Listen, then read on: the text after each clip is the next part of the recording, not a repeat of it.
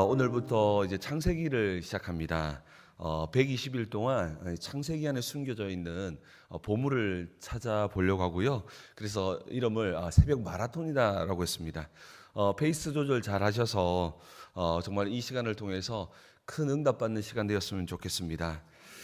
창세기는 이 창조, 타락, 구속이 다 들어있는 성경이기 때문에 이 성경을 잘 이해하면 성경 전체를 관통할 수 있기 때문에 정말 우리 모두에게 큰 은혜의 시간이 되었으면 좋겠습니다. 오늘 우리가 읽었던 이 창세기 1장은 단순하게 우주가 어떻게 생겨났냐 정도를 말하는 기록이 아니라 이 안에는 아주 영적인 비밀이 많이 숨겨져 있습니다. 무너져 있는 피조 세계가 과연 어디서부터 시작되었고 또 어떻게 회복되는지를 또 기록해 놓은 또 영적인 원리 또한 오늘 이 본문에 기록되어 있습니다. 오늘 본문 1절과 2절의 상반절을 보니까 이렇게 말씀합니다. 태초에 하나님이 천지를 창조하시니라. 땅이 혼돈하고 공허하며 흑암이 깊음 위에 있고. 이 첫 번째 이 태초라고 하는 단어가 베레시트라고 하는 단어인데요. 이 단어가 오늘 바라라고 하는 단어가 합해져서 하나님이 천지를 창조하셨다라고 이어집니다. 이것은 창세기 1장 1절이 우리에게 들려주는 하나님의 말씀은 어떤 말씀이냐면 이 바라라고 하는 이 단어, 천지를 창조했다라고 하는 창조하시느니라 단어가 이 바라라고 하는 히브리어 동사인데요. 이 단어는 오직 하나님께서 주어일 때만 사용하는 신적 창조 행위를 이야기하는 것입니다. 창세기 1장 1절에서는 우리에게 강력한 메시지를 들려주는 것은 무엇이냐면 처음부터 끝까지 하나님께서 이 동무대로 이 모든 창조를 행하셨다. 결국 이 모든 창조는 하나님께서 철저하게 동무대로 홀로 진행하셨다라는 것을 말씀합니다. 온 우주와 역사를 시작하신 분은 오직 하나님 한 분만이 되신다라는 내용을 이제 창세기 1장 1절에서 우리에게 들려주고 있습니다. 그렇다면 하나님께서 본격적으로 창조 행위를 하시기 전에 세상은 어떤 상태에 있었습니까? 오늘 본문에 보니까 세상은 혼돈하고 공허했다. 혼돈하고 공허했다라고 말합니다. 토우와 보우라고 하는 단어인데요. 어떤 상태냐면 세상은 아무런 뼈대 없이 내용물도 없는 텅 빈 상태였다라고 말하면서 흑암이 깊음 위에 있다라고 표현합니다. 흑암이 깊음 위에 있다라고 하는 이 깊음이라는 단어는 당시에 이 깊음이라는 단어는 인간이 굉장히 두려워하는 단어였습니다. 바다의 깊음이라고 표현할 때 쓰는 이 단어였는데요.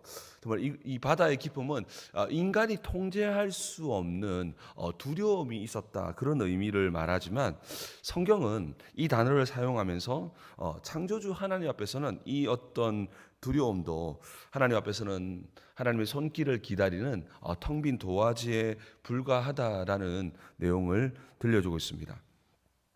또한 이 2절 하반절에 보니까 하나님의 영은 수면 위에 운행하시니라. 이 하나님의 영이 등장합니다. 창조의 사역을 본격적으로 시작하시기 전에 성령께서 이 사역을 준비하는 것을 보게 되는데요. 하나님의 영, 이 성령을 이야기하시거든요. 성령께서 또 이 하나님의 영이라는 것은 하나님의 강력한 이 호흡을 또한 이 하나님의 영이라고 표현합니다.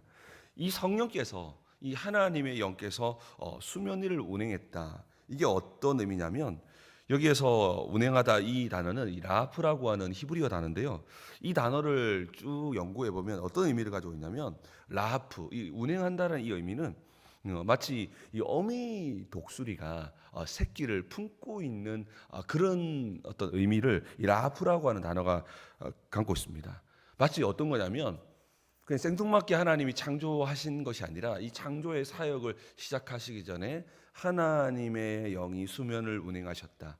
마치 뭐가 같냐면 이 모든 사역을 시작하시기 전에 혼돈을 생명을 잉태하기 전에 이 혼돈을 거룩한 호흡으로 품고 계셨다. 이 혼돈을 성령으로 품으시면서 이 창조 사역을 준비하시는 하나님의 역사를 보여주는 것입니다. 이 창조 사역을 하시기 전에 흑암이 가득하고 텅 비어 있는 이것을 그냥 방치한 것이 아니라 여호와의 신이 운행하셨다. 이것을 품고 계셨다. 마치 독수리가 새끼를 품고 있듯이 하나님께서 이 모든 창조를 하시기 전에 텅 비어 있는 이곳을 품고 계셨다. 그렇게 해석할 수 있습니다. 이렇게 혼돈을 품고 계셨던 하나님, 텅 비어 있는 것들을 품고 계셨던 하나님께서 이제 첫 번째 창조를 시작하시는데요. 우리 첫 번째 창조를 같이 읽겠습니다. 3절 말씀은 같이 한번 읽겠습니다. 시작. 하나님이 이르시되 빛이 있으라 하시니 빛이 있었고. 아멘. 자, 여기에서 굉장히 중요한 첫 번째 이제 창조의 장면이잖아요. 여기서 중요한 특징이 등장합니다. 고대 그리스 신화나 여러 신화들을 보면 창조는 뭔가의 투쟁이나 뭔가의 어떤 그 투쟁을 통해서 뭔가 만들어지고 이런 측면들이 많이 있지만 우리 하나님께서는 오늘 창조의 어떤 특징을 보았습니까? 이르시되, 여기 이르시되라고 하는 단어가 등장하잖아요. 이 이르시되는 이 하나님께서 말씀하셨다라는 그런 의미거든요. 뭔가 투쟁이 일어나고 그런 측면이 아니라 하나님께서 온 땅을 품으셨다가 하나님이 말씀하시니까, 하나님이 말씀을 선포하니까 창조가 일어났다. 이것은 굉장히 중요한 의미를 담고 있습니다. 하나님의 창조의 역사는 말씀의 절대적인 권능으로 시작되었음을 말씀합니다. 그래서 우리가 주목해야 할 단어는 빛이 있어라고 하는 단어도 너무 중요하지만 이르시되, 하나님이 뭔가 투쟁을 하거나 이런 게 아니라 하나님이 말씀하셨다. 말씀하셨더니 빛이 있으라니까 빛이 있었다라고 말씀합니다. 자, 우리 여기에서 이 첫 번째 창조가 빛인데 이 빛은 무엇을 말할까요? 우리가 첫 번째 창조를 생각할 때 빛이 있으라고 하면 지금 우리가 생각하는 빛이라고 생각할 수 있는데 좀 그렇지 않습니다. 왜냐하면 태양을 창조한 때는 넷째 날이기 때문입니다. 넷째 날에 태양을 창조했고, 태양을 창조했다는 것은 우리가 알고 있는 발광체가 창조돼야 되니까 지금 우리 그 발광체에서 우리가 접하는 이 빛은 이제 넷째 날이죠. 그러면 이 빛이 있으라는 것은 특별한 의미를 가지는 겁니다. 넷째 날에 태양을 창조했기 때문에 그러면 이 하나님께서 빛이 있으라고 이야기했던 이 빛은 무엇을 말하는 것일까요? 그래서 사실 되게 난해한 겁니다. 그래서 존 칼빈은 이렇게 해석합니다. 하나님은 태양이라는 도구 없이도 스스로 빛을 발하시는 분이심을 보여주신다라고 말합니다. 하나님이 태양을 창조하지 않으셨는데도 하나님의 존재를 이야기한다는 거죠. 하나님의 존재는 빛을 발하시는 분이시다라고 말하면서 요한일서 1장 5절에서는 하나님은 빛이시라라고 선포합니다. 그래서 이 빛은 좀 다른 빛입니다. 그러니까 무언가 태양을 통해서 발해지는 빛이 아니라 피조물에 의존하지 않으시는 그 하나님의 영광 그 자체를 이야기합니다. 하나님의 임재를 말씀하신다는 것이죠.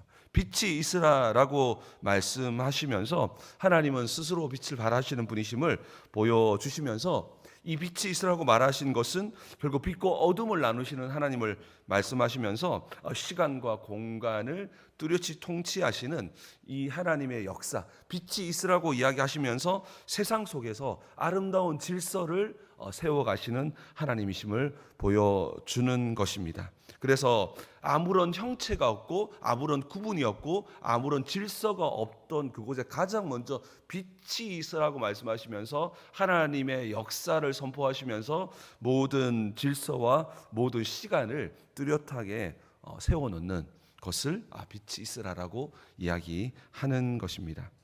그러면서 4절과 5절을 보니까 하나님은 빛과 어둠을 구분하시고 빛을 낮이라 하시고 어둠을 밤이라고 부르십니다.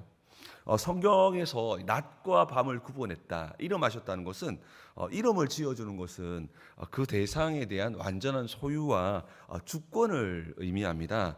그래서 낮과 밤을 하나님께서 명령하셨다는 것은 이 낮과 밤은 이 시간을 의미하거든요. 시간과 역사 전체가 이제 하나님의 통치 아래 놓이게 되어졌다라고 이야기하는 것입니다. 그래서 창세기 이 앞부분에서는 이 하나님께서 이 세상의 질서와 시간을 세우시고 하나님의 이 세상이 그냥 하나님과 전혀 상관없는 텅 빈 공간이 아니라 이 공간 자체가 하나님의 임재가 있는 공간, 하나님이 통치하시는 영적인 공간으로 먼저 채우시고 그 속에서 이제 창조의 사역들을 세워나가는 것을 보게 되는 것입니다. 그래서 하나님의 이 앞부분에는 이런 역사를 이루는 것입니다. 그래서 사도 바울은 고린도후서 4장 6절에 이렇게 말씀합니다. 어두운 데에 빛이 빛이라 말씀하셨던 그 하나님께서 예수 그리스도의 얼굴에 있는 하나님의 영광을 아는 빛을 우리 마음에 비추셨느니라. 이 빛이 있으라고 하는 이 단어는 정말 연구를 많이 해볼 만한 아주 영적인 의미를 담고 있다는 것입니다. 태양을 창조했을 때에 빛이 있으라고 한 그 빛이 아니라 이 빛이 있으라고 하는 건 질서가 있어라, 하나님의 임재가 이곳 가운데 가득 있다, 여러 의미가 있는데 중요한 것은 빛이 있으라고 한 것은 하나님이 빛이 되시는데 이 세상을 창조하실 때에 하나님과 전혀 상관없는 세상을 창조한 것이 아니라 이 세상이라고 하는 이 물질이라고 하는 이 세상 속에 하나님으로 채워지는 창조의 사역을 시작하셨다는 것입니다. 그래서 무언가를 창조한 것보다 이 빛이 있으라고 말씀하시면서 이곳 가운데에 하나님의 통치와 하나님의 역사와 하나님의 임재로 채워 나간 그 베이스 위에서 세상을 창조하셨다라는 것이 굉장히 중요한 의미가 되는 것입니다. 그래서 이 빛은 하나님과 계속적으로 연결해가는 성경적인 그런 의미가 있는 것입니다. 그래서 하나님은 빛이시다. 빛 자체가 하나님의 임재이시고 하나님의 역사라고 이야기하는 것입니다. 이 창세기에 이 흑암 가운데에 이 빛이 비춰진 이것은 이 구속사적으로 볼 때는 마치 캄캄한 어둠 가운데에 어둠을 단번에 몰아내는 예수 그리스도의 이 생명의 빛을 예표하기도 한다는 것입니다.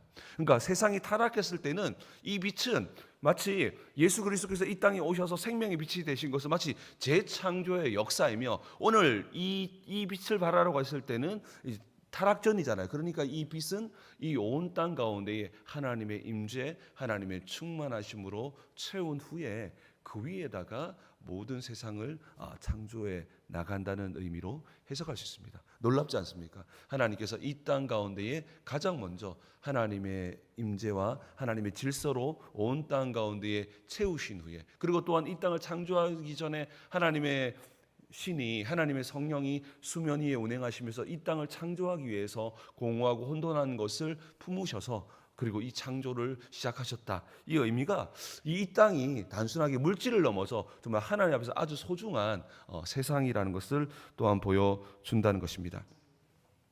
여러분, 그렇다면 이 흑암과 이 혼돈이 있었는데 이 흑암과 혼돈은 어떤 의미가 있냐면 마치 인간이 타락한 후에 마치 창조의 질서가 무너져서 이 땅 가운데에 다시 흑암과 혼돈이 찾아오는 거거든요.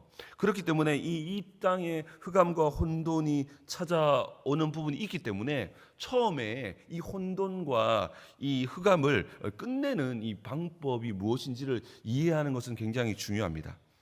오늘 본문에서 우리가 붙잡아야 할 핵심적인 부분, 핵심은 뭐냐면 말씀을 통해서 이 모든 질서를, 영적인 질서를 먼저 하나님께서 잡아 나가셨다는 부분들입니다. 보통 우리는 정말로 내 인생의 혼돈을 해결하려고 할 때에 우리가 무언가를 열심히 뭔가를 바꾸려고 하고 때로는 물질적인 것을 사람을 통해서 또 내 힘으로 뭔가를 이 혼돈한 것들을 바꾸어 보려고 하죠. 그런데 성경은 처음부터 세상을 창조하실 때부터 다른 길을 제시했는데요. 하나님께서 이 세상이 혼돈하고 공허하고 흑암의 깊음이 있을 때에 이 모든 것을 해결했던 방법은 세상의 신화처럼 뭔가 신과의 전쟁을 통해서 바꾸어 놓은 것이 아니라 그 핵심 바로 이르시되 말씀하셨다는 것입니다. 이르시되 빛이 있으라. 이 절대적인 여호와의 말씀이 이르시되가 선포되니까 당시에 뒤엉켜 있었던 카오스, 혼돈이 아름다운 코스모스, 질서로 변했다는 것입니다. 이르시되가 시작되니까 카오스가 코스모스로 변했다. 혼돈이 질서로 바뀌어져 나갔던 그 중심에는 바로 이르시되가 있었다는 것입니다. 우리의 인생 가운데서도 우리가 카오스가 찾아와서 혼돈이 찾아와서 갈등과 어려움이 있는데요. 그때 우리에게도 동일하게 말씀하시는 것은 바로 오직 살아있는 하나님의 말씀의 능력이 우리의 삶에 선포될 때 그 카오스는 코스모스, 질서로 시작될 줄 믿습니다. 태초에 하나님께서 빛이 있으라고 말씀했을 때 어둠은 떠나가고 빛이 시작되었고, 그 빛이 시작되었다는 것은 바로 하나님의 질서가 세워지고 하나님의 임재가 나타나고 하나님의 것으로 충만해지기 시작했다는 것이죠. 하나님의 이 말씀이 우리에게 시작될 때, 우리에게 인생에 선포될 때, 하나님이 우리 인생에게 이르시되 말씀하실 때 우리 인생의 카오스가 코스모스로 바뀌어질 줄 믿습니다. 혼돈이 질서로 바뀌어진다는 것입니다. 빛이 있으라는 이 이야기는 우리가 생각하는 빛을 창조하는 것이 아니라 이런 영적인 질서를 우리에게 말씀하는 것입니다. 여러분, 누가복음 5장에 보면 베드로가 이제 등장하는데, 이 밤새도록 이렇게 물고기를 잡기 위해서 이렇게 그물을 내리지만 어떤 일이 벌어집니까? 한 마리도 잡지 못합니다. 한마디로 그 베드로의 그물 가운데 이 공허함이 있다는 거죠. 오늘 창세기에 하나님 빛이 있으라 말씀하시기 전에 공허가 이 베드로의 삶의 연장에, 또한 직장에 나타나게 된 것이죠. 실패와 좌절이라고 하는 것이 정말로 흑암이 이 베드로에게 인생에 찾아온 것이죠. 그때 텅 빈 배에 예수님께서 찾아오시죠. 그리고 말씀하십니다. 그때에 베드로가 예수님께서 말씀하실 때에 베드로가 어떻게 반응하냐면 이런 말씀을 합니다. 말씀에 의지하여 그물을 내리이다. 시몬이 대답하여 이르되 선생님, 우리들이 밤이 새도록 수고하였으되 잡은 것이 없지만은 말씀에 의지하여 내가 그물을 내리리이다. 여러분, 이게 빛이 있으라는 겁니다. 무슨 말이냐면은 정말 베드로가 정말 열심히 무언가를 했지만, 하루 종일 했지만 아무것도 얻질 못하고 정말로 그 상황이 흑암이 가득한 그러한 상황이 닥쳤을 때 주님께서 오른쪽에 그물을 내리라고 했을 때에 베드로의 그 말씀은 정말 내가 말씀에 의지하여 그물을 내리겠다라고 했더니 어떤 일이 벌어집니까? 충만함으로 채워지잖아요. 물고기가 정말로 엄청나게 많이 잡혀지는 일들이 일어나잖아요. 바로 이와 같은 모습이라는 것입니다. 바로 하나님께서 말씀하실 때에 모든 어둠은 떠나가고 하나님의 역사하심이 시작된다는 것입니다. 또한 우리가 알고 있는 마리아도 마찬가지입니다. 마리아에게 처음에 아기를 가질 것이라고 이야기했을 때에 그 마음 가운데 엄청난 혼돈과 두려움이 찾아왔습니다. 그때에 정말로 파혼의 위기가 있었고, 율법의 말씀이라면 돌에 맞아 죽을 수도 있는 흑암이, 공포가, 두려움이 찾아오게 된 것이죠. 그때에 마리아가 어떻게 고백합니까? 누가복음 1장 38절에 마리아가 이르되 주의 여정이오니 말씀대로 내게 이루어지이다 하매 천사가 떠나가니라. 주의 여정이오니 말씀대로 이루어지이다. 여러분, 정말 그렇습니다. 우리의 인생 가운데에 이런 공허함과 흑암이 찾아올 때가 많이 있습니다. 그때에 정말로 우리는 여호와께서 말씀하셨던 이러시되의 그 말씀을 기억하며 그 말씀을 붙들고 걸어갈 때 지금도 창조의 능력이 우리의 삶과 우리의 가정과 우리의 자녀와 모든 영역에 시작됨을 믿으시기 바랍니다.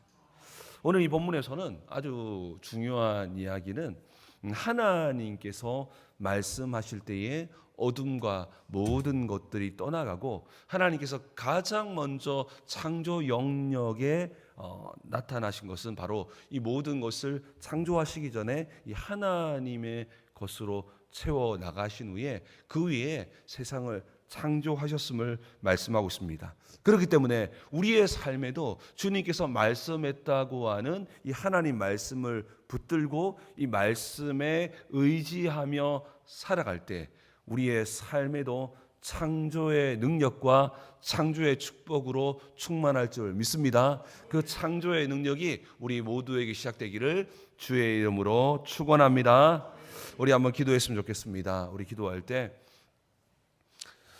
오늘 이 창조의 아주 중요한 핵심은 하나님이 말씀했다는 것입니다. 이르시되 하나님께서 말씀하셨더니 빛이 있었다라고 말씀하십니다. 또한 하나님의 역사는 이 말씀을 통해서 역사하는 것을 보여줍니다. 하나님 말씀을 통해서 우리 삶에 충만히 임하시고 말씀을 통해서 창조의 능력을 보여주시고 말씀을 통해서 우리의 삶 가운데에 채워 나가시는 것을 보게 되어집니다. 우리 정말 기도할 때 하나님 내 삶 가운데에 주의 말씀으로 충만키를 원하옵고 주의 말씀에 의지하여 살아갈 때에 흑암과 어둠과 공허로 가득한 우리의 인생 가운데서도 정말로 주님의 것으로 충만히 채워지는 역사함이 마리아와 베드로 고백처럼 우리 또한 말씀을 의지하며 걸어갈 때 우리의 삶에도 놀라운 기적과 같은 역사들이 가득한 삶이 되게 도와달라고 역사에 달고 말씀을 기억하며 우리 한번 주여 부르신 후에 기도하겠습니다. 기도하겠습니다.